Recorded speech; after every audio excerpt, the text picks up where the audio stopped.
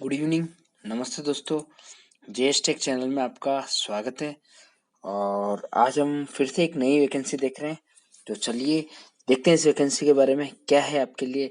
तो ये दोस्तों ये वैकेंसी है इंडियन एयरफोर्स ग्रुप सी की। तो देखिए इंडियन एयर ग्रुप सी के अंदर होता क्या है। देखिए इस वैकेंसी में मैं आपको एक एक चीजें बताता रहता हूँ। इंडियन एयरफोर्स बड़ी शौर्य की, वीरता की, पराक्रम की नौकरी है। आप देखेंगे ये एक एडवेंचर से भरी हुई नौकरी रहती है और हर किसी की इच्छा होती है इस नौकरी को करने की।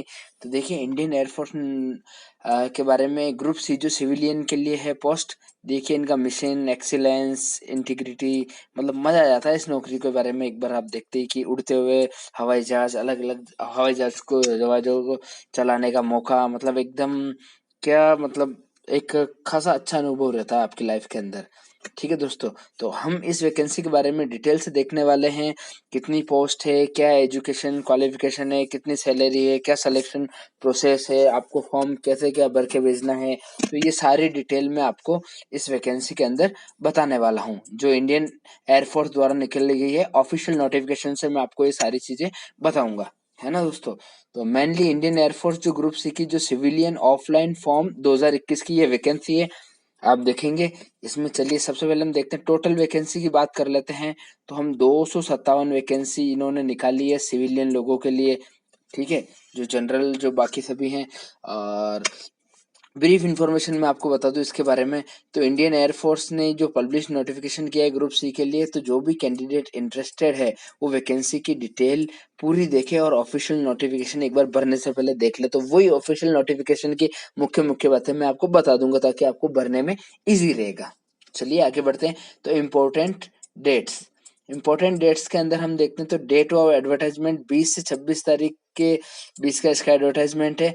और विद इन 30 दिन के अंदर इसका एडवर्टाइजमेंट रहता है। मतलब ये है कि भाई 26 आप मान लो कि मार्च 26 को ये इसकी एप्लीकेशन क्लोज हो जाएगी, आप इसका ध्यान रखेंगे। ठीक है दोस्तों, तो ये महीने भर का टाइम है आपको।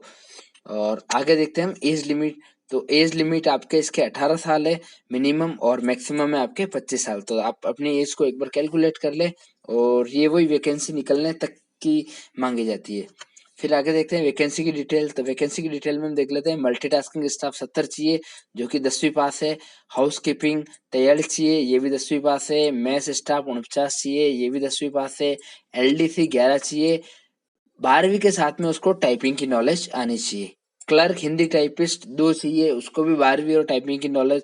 स्टेनोग्राफर 3 चाहिए इसमें। और स्टोर सुपरिटेंडेंट 3 चाहिए, ग्रेजुएशन चाहिए इसमें।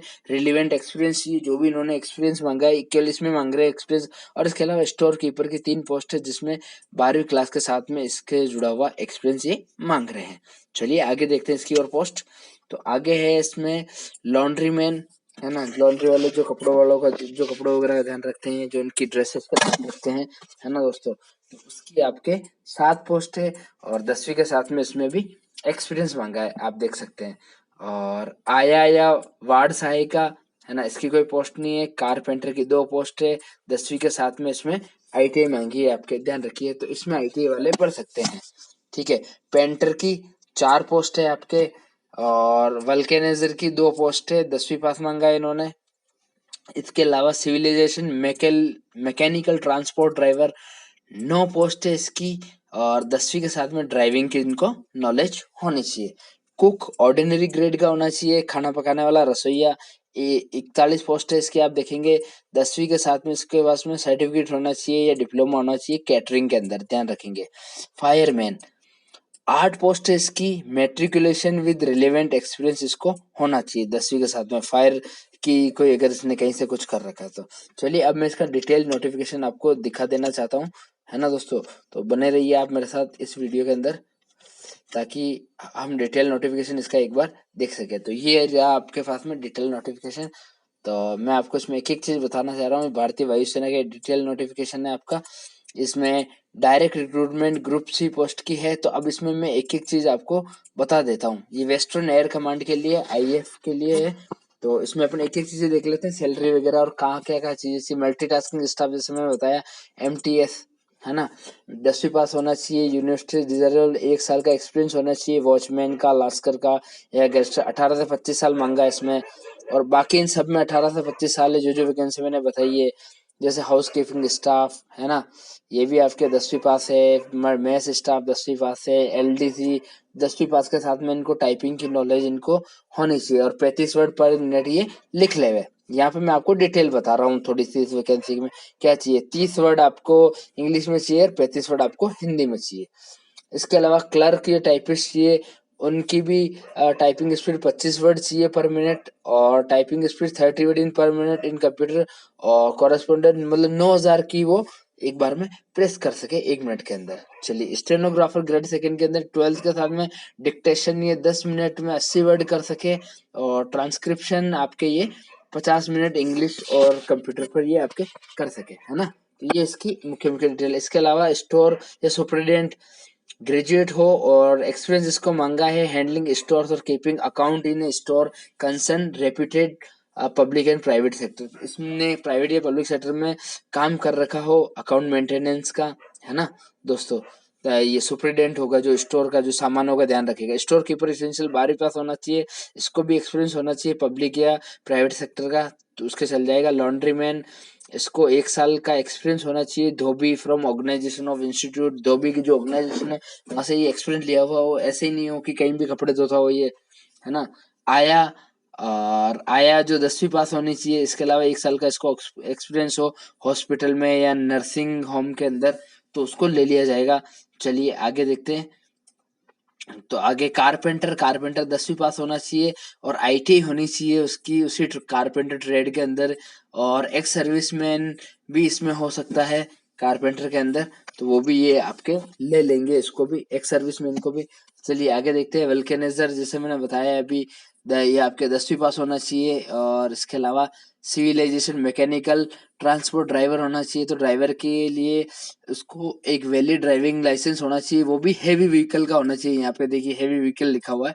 इसके अलावा वो प्रोफेशनल ड्राइविंग की नॉलेज रखता हो, मैकेनिज्म उसको सारी चीजें बताओ और मिनिमम 2 साल का उसको एक्सपीरियंस हो ड्राइवर को। रसोईया कुक खाना बनाने वाला उसको 1 साल का सर्टिफिकेट हो, है ना। और इसके अलावा वो 10वीं पास हो। फायरमैन के लिए काफी कुछ चीजें दे रखी है, तो मैं आपको बता दूं 10वीं पास तो ये हो ही हो। और इसके अलावा वो फाइटिंग अंडर ए स्टेट जो है इंस्टीट्यूट वहां से उसने डिप्लोमा या ये ले रखा हो। और इसके अलावा उसको ओल्ड टाइप के जो एग्जिस्टिंग से फायर एग्जिस्टिंग उसके बारे में उसको नॉलेज हो। होस fitting and fire appliances equipment की उसको सारी नॉलेज हो। Engine trailer fire pump and form branches इसकी सारी उसको नॉलेज हो और फिजिकली वो फिट और कैपेबल हो इस चीज के लिए, है ना, वो करने के लिए। और इसके लिए आपको एक्स सर्विसमैन अप्रोप्रिएट ट्रेड रहेगी। एक्स सर्विसमैन भी हो सकता है। डिजायरेबल क्या इनको चाहिए ही चाहिए। Should be maintenance and operation various type of apprentices, है ना, इस बात का आप ध्यान रखेंगे। इसके अलावा experience in having worked a regular civil और defence fire brigade in fire from any government recognise उससे हो तो भी ये चल जाएगा आपके, है ना। और इसके अलावा फिजिकल एग्जामिनेशन इसका फायर वाले का 165 सेंटीमीटर मांगा है और 2.5 सेंटीमीटर इसकी उसके अप्रोक्सीमेट में मतलब वो कर ले उसको, है ना। और इसके अलावा इसमें शेड्यूल ट्राइब का वो हो तो भी कोई दिक्कत नहीं है। और इसका चेस्ट मांगा 81.5 सेंटीमीटर और एक्सपेंड करने पर ये 85 हो जाना चाहिए, है ना। और वेट इसका 50 किलो मिनिमम हुई हो। इसके अलावा एंट्रेंस टेस्ट होगा और उस एंट्रेंस टेस्ट में उसको ये चीजें आनी चाहिए इसमें, जैसे जैसे लॉन्ग जंप होगा, क्लाइंबिंग होगी 3 मीटर तक की। और इसके अलावा 183 मीटर विद इन 90 सेकेंड की डिस्टेंस को कवर करनी रहेगी, है ना, किसी चीज को किसी आदमी को लेके। तो ये फायरमैन वाले के लिए काफी चुनौती रहने वाली है। आगे हम देखते हैं apply for the post where desirable where applicant desires. कहाँ अप्लाई करना चाहता है तो देखिए applicant advise to choose the station and apply as decide location station and number of the post and appended, है ना। जो भी पोस्ट निकल रखी है वो इसमें सारी मैं आपको बता रहा हूँ। जैसे मेस स्टाफ की ये पोस्टें हैं, एक अनरिजर्व की, एक ओबीसी की है और 3 पोस्ट है, एक ईडब्ल्यूएस अनरिजर्व और ओबीसी और एक ओबीसी। तो ये 18,000 रुपये इनको मिलेंगे। और एक पोस्ट आपके रातानाडा जोधपुर की है, एक आपके उतलाई बाड़मेर की है, इसके अलावा फिर एक जोधपुर की है और एक जैसलमेर की है। तो आप देख ले जहाँ भी आपको अप्लाई करना हो, आपका पता उस हिसाब से आप उसको भरना है और पोस्ट का नाम वैसे लिखना है। एमटीएस की जो पोस्ट है ये आपके जैसलमेर के अंदर है, एयरफोर्स स्टेशन, इनको भी 18,000 रुपये मिलेंगे। ध्यान रखें, सैलरी भी मैं बता रहा हूँ साथ में। मैथ स्टाफ है जो इसकी 3 पोस्ट है, इनकी है रातानाडा जोधपुर के अंदर। इसके अलावा ये एमटीएस वगैरह जो और है इसकी जोधपुर रातानाडा के अंदर है। और maths staff MTS physical handicapped वगैरह की इनकी पोस्ट जोधपुर मंडोर के अंदर भी है और रातानाडा के अंदर भी है। और इसके अलावा एमटीएस जो एससी के कैंडिडेट है उनके लिए रातानाडा जोधपुर के अंदर पोस्ट है। इसके अलावा जो लॉन्ड्रीमैन जो स्टाफ है और जो मैथ्स स्टाफ है उनकी और भी पोस्ट है आपके सिरोही के अंदर, माउंट आबू में आप देख सकते हैं। चलिए आगे बढ़ते हैं। आगे हम बढ़ते हैं तो एमटीएस और वल्केनाइजर और कुक, और आप देखेंगे कि क्लर्क हिंदी टाइपिस्ट और एलडीसी, इनकी सैलरी 18,000 और 19,900 के हिसाब से है। और माउंट आबू और सिरोही के वहाँ पे इनकी पोस्ट रहेगी। तो वो एक बार देख ले कि वो कहाँ से भर रहे हैं, कहाँ से वो चीज़ कहाँ पोस्ट उनको भरनी है। तो वो एक बार सारी डिटेल इस ऑफिशियल नोटिफिकेशन को भरते टाइम एक बार और वो देख ले सारी चीज़। स्टोर कीपर की भी जोधपुर के अंदर ही है। इसके अलावा आगे मैस स्टाफ की, स्टोर कीपर की, एमटीएस की जामनगर गुजरात के अंदर भी पोस्ट है। खोडियार कॉलोनी जामनगर के अंदर है एमटीएस की। तो जो मैस स्टाफ की जो अलग अलग वैकेंसी है उनकी, जैसे आपके कुछ कच्छ के अंदर भी पोस्ट है, ये देखिए कच्छ के अंदर। और राजस्थान का नहीं है तो वो राजस्थान की जैसलमेर, बाड़मेर और जोधपुर में भर सकता है। और गुजरात का है तो ये कच्छ है उनके। और इसके अलावा भुज के अंदर भर सकता है। ये मैस स्टाफ की काफ़ी पोस्ट है। एमटीएस की भी आ रही है कच्छ के अंदर। तो आप देख सकते हैं गांधीनगर गुजरात, सैलरी भी 18,000 19,900 समथिंग ये रहेगी। और जो स्टेनो ग्रेड सेकंड है जो ओबीसी वाला, उसकी 25,500 रहेगी। गांधीनगर के अंदर भी इसकी पोस्ट है। तो आप ये देख सकते हैं कि हर जगह की अलग अलग पोस्ट इसमें दे रखी है, आपको कहाँ पे भरना है। जैसा मैंने शुरू में वैकेंसी बताई थी 257 वैकेंसी, तो 257 वैकेंसी इस हिसाब से बांटी गई है। इसके अलावा वडोदरा भी है, कुछ पोस्टें आपकी वो भी फायरमैन, लॉन्ड्रीमैन, एमटीएस और लॉन्ड्रीमैन की है। और इसके अलावा हम अगर आगे देखते हैं तो आपके ये गांधीनगर गुजरात के अंदर वापस MTS, vulcaniser, steno, store keeper, math, सबकी यहाँ पे वैकेंसी है। और इसके अलावा जामनगर के अंदर आपकी वैकेंसी आ रही कुक, मैथ, एमटीएस वगैरह की। और आगे देखते हैं तो गांधीनगर गुजरात के अंदर फिर से लॉन्ड्री मैन वगैरह की ये वैकेंसी आप देख सकते हैं। अनरिजर्व, रिजर्व, ओबीसी, जो भी आपको सूटेबल लगे आप भर सकते हैं। और ये उसका एड्रेस भी है, तो आप अपने सहूलियत के अकॉर्डिंग ये भरें, कोई दिक्कत नहीं आने वाली है। इसके अलावा ये और वैकेंसी आप देख सकते हैं, पुणे महाराष्ट्र के अंदर है एमटीएस मैथ स्टाफ की। ये देखिए यहाँ पुणे महाराष्ट्र। इसके अलावा न्यू मुंबई के अंदर भी है ना, मैथ स्टाफ और कुकिंग की। इसके अलावा आपके संदास बाग, है ना, ये मुंबई महाराष्ट्र के अंदर भी है। थाने के अंदर देख सकते हैं, थाने के अंदर ही इतनी सारी वैकेंसी है आपके math staff, MTS cook, LDC वगैरह की। इसके अलावा वापस मुंबई अंधेरी वेस्ट के अंदर ये कारपेंटर और इतनी सारी वैकेंसी आप देख सकते हैं। और इसके अलावा मुंबई कोठे ग्रीन क्लर्क हिंदी टाइपिस्ट की वैकेंसी है यहाँ पे। और अगर हम आगे देखते हैं तो पुणे के अंदर फिर से वैकेंसी आ जाती है कुक, एलडीसी वगैरह की। तो आप जहाँ के भी हो कैंडिडेट, वहाँ जो भी आपके नज़दीकी सेंटर पड़ता है वहाँ आप पढ़ सकते हो। इसके अलावा फिर से आप देखिए ये मुंबई में इतनी सारी वैकेंसी है आपके HKS, MTS, cook, LDC, steno, store keeper, जो मैंने चीज़ें बताई उन सब की वैकेंसी यहाँ पे आपको मिल जाएगी। तो जब भी आप भरे तो इसको आपको देख के भरना है ना। फिर वापस ये बाड़मेर और इनकी थाने की और ये इनकी अलग अलग वैकेंसी है मैथ स्टाफ की। तो जहाँ भी आपको सूटेबल लगे आप वहाँ भर सकते हैं। अब देखो आपको अप्लाई कैसे करना है मैं आपको बता दूं। तो आपको क्या करना है, एक लिफाफा लेना है और उस एनवेलप के ऊपर application for the post of, जिसके लिए भी आप अप्लाई कर रहे हैं जैसे एमटीएस या मैथ्स स्टाफ, तो वहां पे आपको उसको लिख देना है। And the application is to be accomplish self address envelope. और RS 10 रुपए का इसको आपको पोस्ट स्टाम्प लगाना है, उसके ऊपर ड्यूटी लगानी है। ठीक है दोस्तों, तो इस बात का आप ध्यान रखेंगे यहाँ पे, है ना। और last date receive of application in 30 days of advertisement, जैसे मैंने बताया कि भाई 26 तारीख इसकी लास्ट रहेगी, तो उससे पहले आपको भेज देना है। ठीक है, आप तो 20 तारीख से पहले ही भेज दे, मार्च की, आप ज़्यादा लेट नहीं हो। इसके अलावा जो भी क्वालिफिकेशन है आपकी और एज है, ये आपके जो सर्टिफिकेट है, एक्सपीरियंस है, कास्ट सर्टिफिकेट है, उन सबको भी साथ में आपको भेजना है इनकी कॉपी। इसके अलावा सेंट्रल लिस्ट की जो ओबीसी की लिस्ट है उसके अकॉर्डिंग आप फॉर्म भरें। और जनरल पॉइंट ये जैसे अनरिजर्व्ड, एससी, एसटी, किनको क्या कहेंगे, HS, hearing handicapped, OH, orthopaedically handicap, EW, economically weaker. तो जिसकी जो भी कैटेगरी वो एक बार इसको देख ले, है ना दोस्तों। वैसे मैं जनरली आपको सारी चीज़ें यहाँ पे मैं बता रहा हूँ। चलिए आगे हम देखते हैं सर्विस कंडीशन। तो फॉर वुमेन कैंडिडेट, विडो, डुवे, जो भी विधवा हैं या कोई परित्याग है, डिवोर्स है, women and judicially separated from their husband who are not remind are allowed age concession. उनको एज वगैरह नहीं मिलेगा, इस बात का ध्यान रखेंगे। वुमेन इसमें भर सकती है और डिपार्टमेंट के जो एम्प्लॉय है वो भी इसमें आपके भर सकते हैं, डिपार्टमेंटल एम्प्लॉयज, ठीक है, जो भी काम कर रहे हैं ऑलरेडी, उनके बच्चे वगैरह, है ना, वो सारे भी इसमें भर सकते हैं। चलिए आगे देखते हैं अपन। तो आगे मैं आपको कुछ चीज़ें और दिखा दूँ। और आपको application received after due date उस पे विचार नहीं किया जाएगा अगर आप बाद में भेजते हैं तो।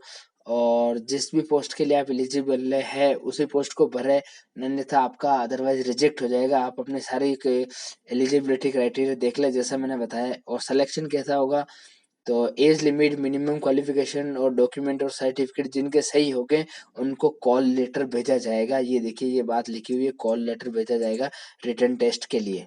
ठीक है दोस्तों, तो आप सारी चीज़ें बिल्कुल सही से भेजें, कोई दिक्कत नहीं आने वाली। और इसमें देखिए रिटन टेस्ट के अंदर आपके जो होगा जनरल इंटेलिजेंस और रीजनिंग होगा, मैथमेटिक्स होगी, एप्टीट्यूड और जनरल इंग्लिश होगा और जनरल अवेयरनेस, जो करीब करीब जो नेवी में सिलेबस रहता है ना, वही आपके इसमें रहने वाला है। ठीक है दोस्तों। तो और मैं आपको इसके बारे में बता दूं थोड़ी सी डिटेल। तो जनरली हम यहाँ पे देख रहे हैं, तो ये इसकी मेन डिटेल यहाँ पे हो जाती है। जैसे मैंने इसकी सैलरी वगैरह आपको सारी बता दी। और फिर भी अब ये इसका एप्लीकेशन का जो फॉर्मेट है, ये ऐसा फॉर्मेट आएगा, ऐसा फॉर्मेट आपको भर के भेजना है। आपका नाम, पता, एड्रेस वगैरह ये रहा आपका, यहाँ पे आपकी फोटो वगैरह चिपकानी है ना दोस्तों। तो इस बात का आप यहाँ पे ध्यान रखें, पिन कोड वगैरह सारी चीज़ें अच्छे से भरते हैं आप। और जो भी डॉक्यूमेंट आप लगा रहे हैं उनको सेल्फ अटेस्टेड कर दे। ठीक है दोस्तों, ये रही है सेल्फ अटेस्टेड के बारे में लिखा हुआ है। चलिए मैं आपको इसका एप्लीकेशन का फॉर्मेट दिखा दूँ आपको, ठीक है। और एजुकेशनल क्वालिफिकेशन आपको ये वगैरह वगैरह इसके अंदर सारी लिखनी है ना। और आपका कौन सा कास्ट है, कौन सा सर्टिफिकेट है, नीचे वाला खाली छोड़ना है, ये ऑफिशियल रिकॉर्ड के हिसाब से है। बस आपको अपनी फोटो चिपका देनी है, आपका नाम, आपका फादर नेम, ये सारी चीज़ें, और आपको और यहाँ पे वो सिग्नेचर करके भेज देगा। ये आपके कॉल लेटर आएगा अगर आपने सारी इन्फॉर्मेशन सही से भर के वहाँ पे भेजी है तो। ठीक है दोस्तों, तो आपको ये यहाँ पे एक जो स्टाम्प है वो यहाँ पे वो करना है, और उसके बाद में ये आपको सारी चीज़ें आपको भेज देनी है एक एनवेलप के अंदर। ठीक है दोस्तों, तो ये थी आपकी वैकेंसी जिसके बारे में मैंने आपको बता दिया है। तो आपको मेरे हिसाब से कोई दिक्कत नहीं आनी चाहिए। ठीक है दोस्तों, अगर वीडियो आपने अंत तक देखा है तो उसके लिए से धन्यवाद। और इसी तरह की आगे की जानकारी से जुड़े रहने के लिए दोस्तों चैनल को लाइक, शेयर और सब्सक्राइब करना ना भूलें।